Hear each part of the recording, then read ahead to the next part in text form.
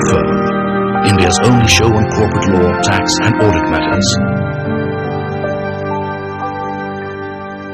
Hello and welcome to The Firm and to this special episode on corporate hijacking. Today we investigate two instances of companies being taken over by absolute strangers using illegally obtained digital signatures.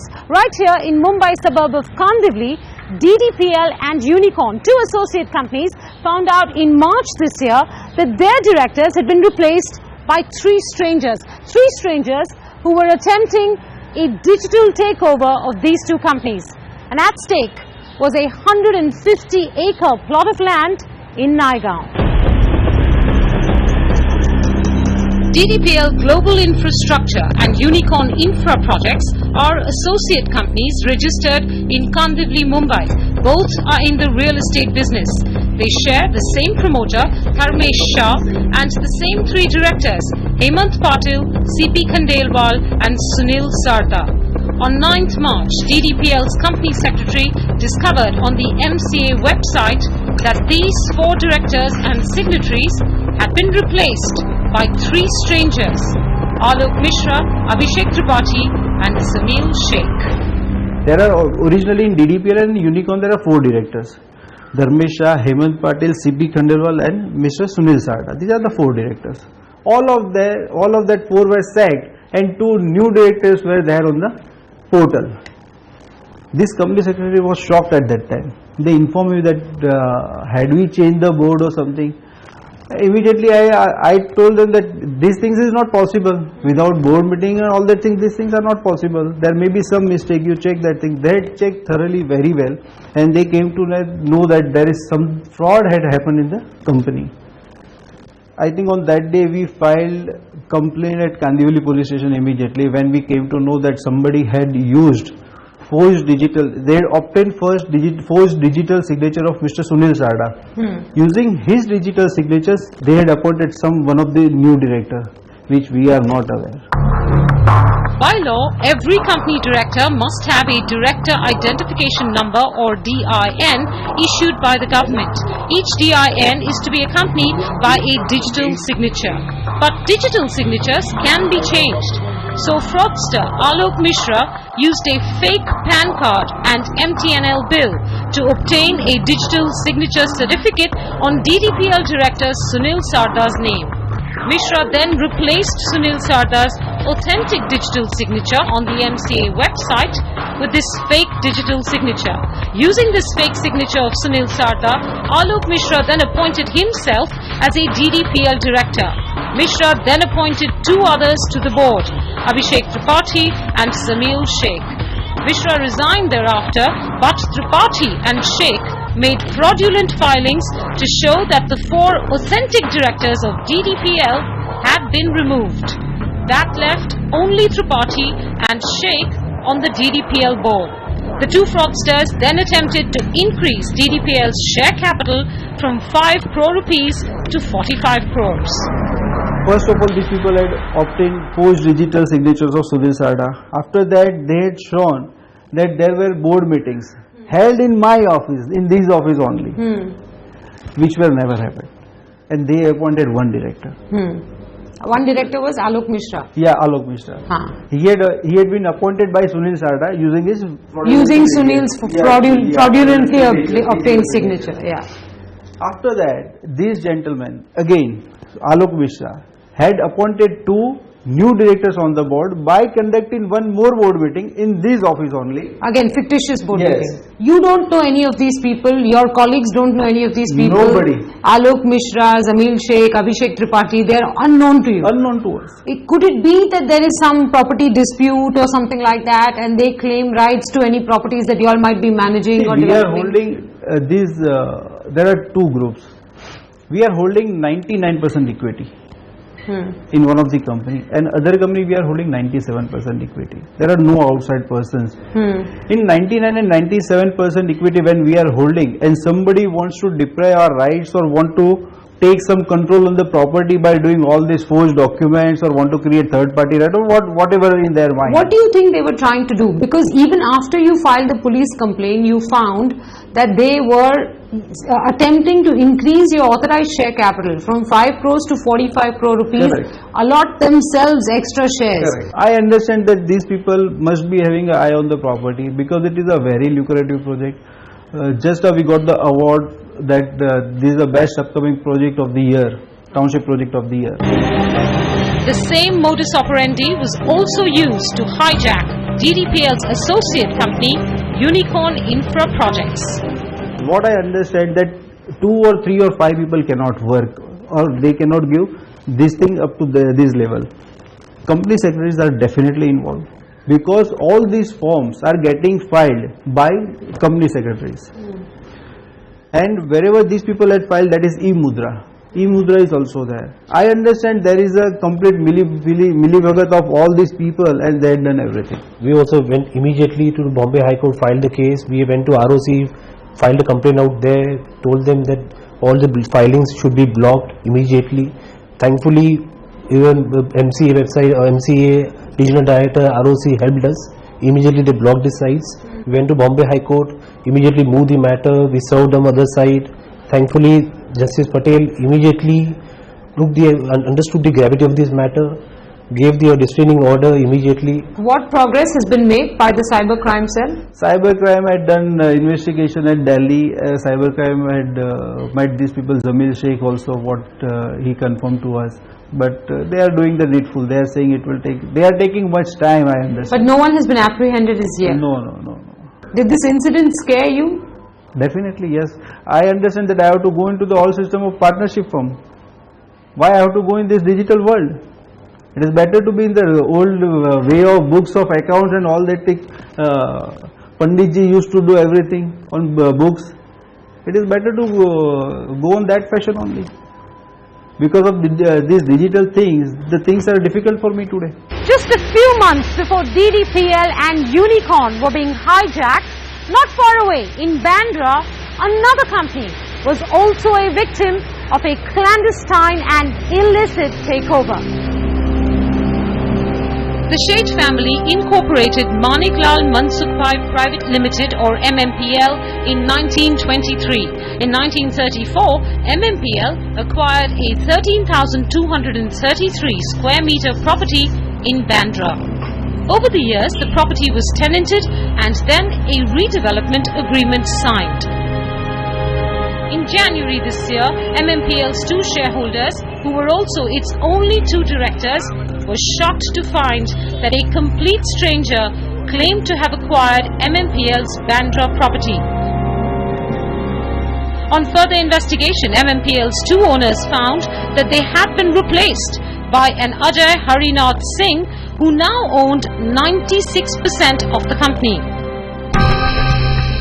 A series of filings, all made in December 2014, show an influx of new directors, and the company's registered office, which has been in Kalba Devi for decades, was shown as shifted to Kandivali and then to Andheri East. These fraudulent filings, made in December 2014, were facilitated by a fake affidavit and fake digital signature of Rajendra Kumar Sheth, a former director of MMPL, who had in fact died in 2010. This case too of the corporate hijacking of Maniklal Mansukh Private Limited or MMPL as we've been calling it, landed up in the courtroom of Justice Gautam Patel. In his order he said, and I quote, "The fact that this is the 3rd such case in less than a month in itself should alert the Ministry of Corporate Affairs and the Registrar of Companies to the clear and present danger posed by the present e-filing practices, requirements and protocols to the entire corporate sector. Not a single corporate entity in any sector is today safe from these marauders. All of this is entirely because of slipshod, ill-conceived, ill-informed and indifferent approaches to digital security." Well, up next on this special episode of The Firm, we speak to eMudra, the certifying authority that issued the digital signatures involved in all 3 cases.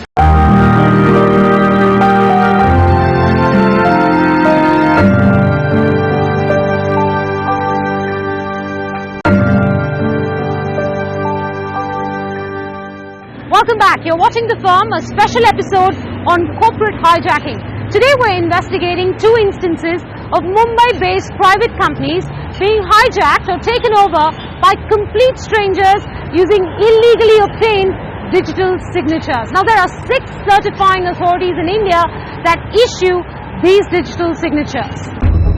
A digital signature serves as identity confirmation in digital communication and transactions. The Information Technology Act 2000 legitimized the use of digital signatures in India. It provides for certifying authorities to issue digital signature certificates under the supervision of the Controller of Certifying Authorities, the CCA. The 6 certifying authorities in India, including eMudra, all issue 3 classes of personal digital signature certificates. Class 1 has the lowest security standard and is often used to secure email messages. Class 2 has a higher standard of verification. It requires identity and address proofs. And Class 3 offers the highest security due to physical verification of the applicant. The Ministry of Corporate Affairs mandates e-filing for all companies and accepts Class 2 certificates for all such corporate filings. V. Srinivasan, the chairman of Certifying Authority eMudra, says with the increase in the use of digital signatures, security standards have also evolved. For example, if you see up to 2013, just based on a scanned copy of the application and scanned copy of the KYC document, if those are received by the certifying authority can issue a digital signature. So that was the position. Then around 2013, I think 3rd quarter or 4th quarter, they revised the guideline and then said that just based on scanned copy it should not be issued. You have to receive the physical copy of the application and also a Xerox copy duly physically signed by the applicant and also attested by the appropriate person. That has to be received in the office of the certifying authority before issuance of digital signature. Currently, a Class 2 digital signature certificate can be obtained by providing attested copies of government-issued photo identification and address proof. The certifying authority is not required to check originals or physically verify the identity of the applicant. And that made it very easy for the fraudsters hijacking DDPL and Unicorn to obtain a digital signature certificate for the company's authentic director, Sunil Sarda. I will show you the proof of it.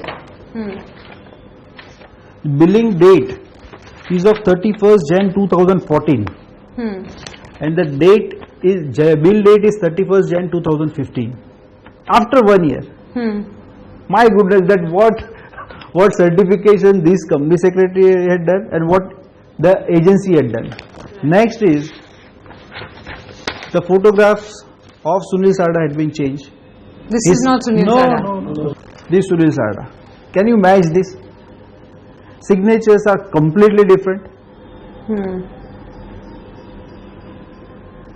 They have given a What they done? PAN card of Sunil Sarda. Yes. As well as see on this telephone bill, the address is of Mr. Sunil Sarda, but the photograph is something else, phone number is something else, email ID is something fake. Generally in verification, as per guideline, what needs to be verified? Only the address of the applicant has to be verified.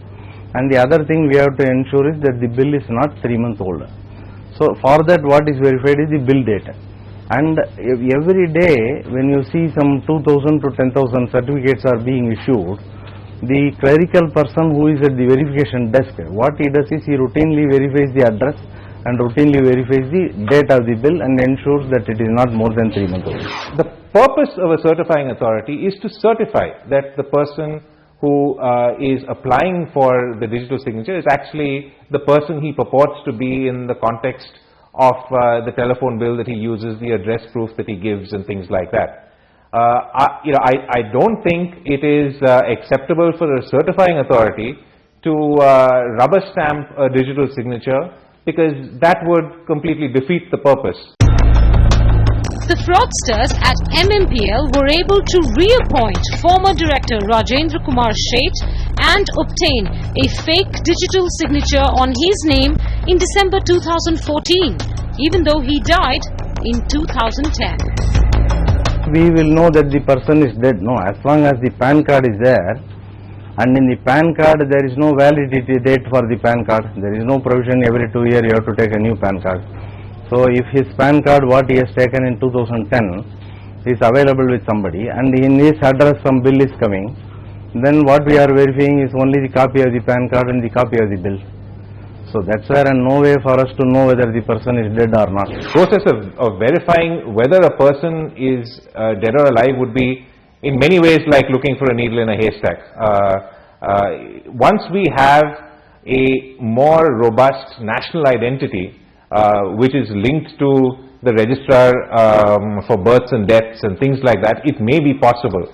But today I would say it is very difficult for anyone to go to a single registry and check to see if this person is alive or dead. Having dealt with 3 instances of corporate hijacking in as many months, Justice Gautam Patel of the Bombay High Court observes that there is a storm coming, and unless the Ministries of Corporate Affairs and of Information Technology batten these digital security hatches immediately, there will be a catastrophe. Some 90 lakh digital signature certificates have been issued in India so far, 25 lakh in the last year alone. A few cases of fraud may seem inevitable, as in any other system, but there's no denying that verification standards need to be tightened for digital signature certificates. New guidelines issued in April this year propose that for all digital signature certificates, the PAN number, email address and mobile number provided on the application be verified, and that attestation of documents be done by a gazetted officer, bank manager or postmaster. If they say the attestation has to be done by only certain authorities, and they should also mention their name and telephone number and address before the attestation, that will ensure that some amount of accountability is there on the attestation. Then one more thing what they are bringing is the certifying authority has to call the other people, the applicant, on the cell phone, and then ask some 5 or 6 questions which are there in the form, so that the person who is concerned, once that is verified, then only the certificate even class 2 can be issued. We've got the best identity system in the world right now in this country, and that is the Aadhaar system. It uses 10-finger biometrics and iris, and that's very difficult to duplicate or replicate. If you want, you could link the entire DIN and DSC system to the Aadhaar for identity. But of course the challenge with that is that foreign directors don't have access to Aadhaar, and it could be cumbersome. A middle path would be to use more effective notarial services. The Mumbai office of the Registrar of Companies refused to comment on these cases of corporate hijacking. But the hijackers have demonstrated how easy it is to replace legitimate digital signatures on the MCA website with fakes and use fraudulent filings to take over a company. Now maybe they might have to introduce some more guideline on if a digital signature certificate is changed, some one-time password they have to send through mobile phone or through some other means, some more tightening of those may be required. The digital signature is linked to your email address, and whenever filings are made with the digital signature, an email address is sent to you from the MCA. If you are a director of many companies, you may tend to start ignoring these many requests or emails that you get from the MCA. Please don't, because one of them may actually carry evidence and information that your digital signature is being used for something that it is not authorized to be used for, even in this case to replace you as the director of a company and put some other people into the company. Practically, if you see, in my opinion, even some 30% of the digital signature may not be with the owner of the signature. Those may be with the company secretaries, or those may be with their PAs and all this. And even several government departments, though the government guideline clearly says that nobody else should download the certificate and give it, but if you see all the government tender says you download the signature and then hand over in some government purchase department. So these are the kind of things have to change. Around the world, digital signatures are issued in various different categories. The simplest category would require next to no verification at all. The most secure category would require quite a fair bit of verification. The Indian government for MCA filings has chosen the middle path, and I think they have balanced the need to have some strong security with the practicality of needing to get a process that isn't too cumbersome. Fraudulent creation of a digital signature certificate is a crime, punishable with up to 2 years of imprisonment and a 1 lakh rupee fine. But finding fraudsters like Alok Mishra and Ajay Singh is like chasing ghosts. These people are like a terrorist to the corporate world, I will say. I may be using this harsh word. Reason is this, because today the things that happen with us, tomorrow these things may happen with Reliance or with Tata. This week on the firm's website, we host the latest talk from the Vidhi Great Cases series by Supreme Court Advocate Karuna Nandi, where she talks about the Shreya Singhal case. The Shreya Singhal case, just the Shreya Singhal petition, when they went to court, was dealing with Section 66A. At that point, for the People's Union of Civil Liberties, we were preparing a comprehensive petition to deal with online free speech. This included the striking down of Section 66A, which on the face of it is blatantly unconstitutional. But this also included the secret website blocking by government without any transparency whatsoever. And thirdly, this also included forced takedown by private companies and forced private censorship on pain of losing their immunity. In terms of what this judgment does, in addition to striking down this provision, is that it elucidates a number of doctrines. Right? Firstly, it's the doctrine of the chilling effect. The chilling effect essentially is when there is some kind of crackdown by the state, whether it's an executive, whether it's a law, whether it's a judgment, which then goes on to make people believe that they cannot speak and they must be silent for fear of some kind of state uprising. Now, what is the doctrine of overbreadth? It's when you have a law that prohibits something that must be illegal, but also prohibits something that should be a part of our polity, should be part of our democracy. So 66A did a lot of this, right? Like 66A criminalized anything that was at the lowest threshold, annoying or inconvenient, and nobody really knew what that was. What was it that worked here? I think there were a number of things, right? Like, I think we didn't self-edit, for instance.